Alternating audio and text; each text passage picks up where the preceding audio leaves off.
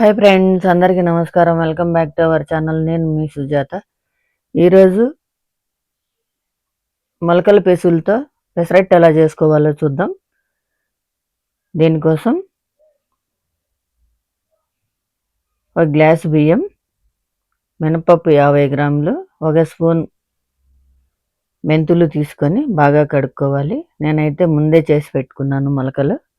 ఫ్రిడ్జ్లో పెట్టుకుంటే 2-3 రోజులైనా ఉంటాయి. మీరు కూడా చేసి పెట్టుకోవచ్చు. ఇప్పుడు ఇలా కడిగి పెట్టుకున్న బియ్యం అన్నింటినీ పక్కన పెట్టుకొని నైట్ అంతా నానబెట్టుకోవాలి. ఈ పెసులు మొలకలు చూడండి ఎంత బాగున్నాయో. ఇప్పుడు బియ్యంలో పెసులు మొలకలు గ్లాసుకి 3 గ్లాసులు మొలకలు తీసుకున్నా నేను. ఇప్పుడు పచ్చిమిర్చి, ఉప్పు, అల్లం, తెల్లగడ్డ వేసుకొని ఇలా కలుపుకోవాలి. ఇప్పుడు ఇలా కలుపుకున్న తర్వాత మిక్సీ జార్లో వేసుకొని బాగా మెత్తగా గ్రైండ్ చేసుకోవాలి.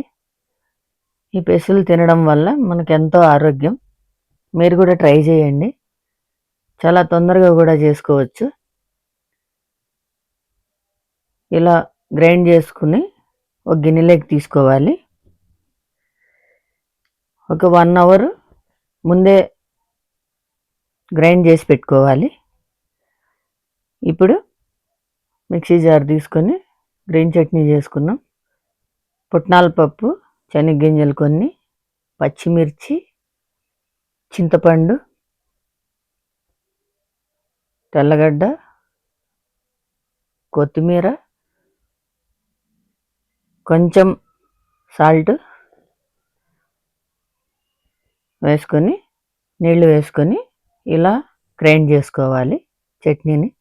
ఇది చాలా చాలా బాగుంటుంది. ఇప్పుడు స్టవ్ వెలిగించుకొని పెనం పెట్టుకొని, వంట సోడా ఏమో అవసరం ఉండదు, ఇదే సరిపోతుంది. ఇలా పెసరట్టు వేసుకొని తింటే చాలా చాలా బాగుంటుంది. మళ్ళీ మళ్ళీ చేసుకోవాలనుకుంటారు మీరు, అంత బాగుంటుంది.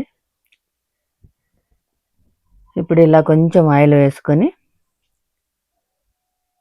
బాగా కాలాక ఒకసారి తిప్పుకొని మళ్ళీ తిప్పుకొని సన్నగా కట్ చేసి పెట్టుకున్న ఎర్రగడ్డ, కొత్తిమీర చల్లుకొని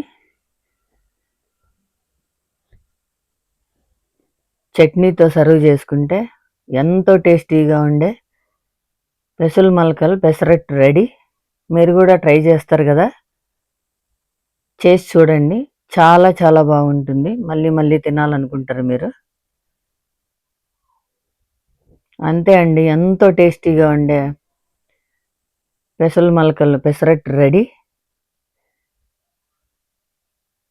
ఓకే అండి, మళ్ళీ మంచి వీడియోతో మేము ముందుంటా. ప్లీజ్ సబ్స్క్రైబ్ చేయండి, షేర్ చేయండి, లైక్ చేయండి. Thank you.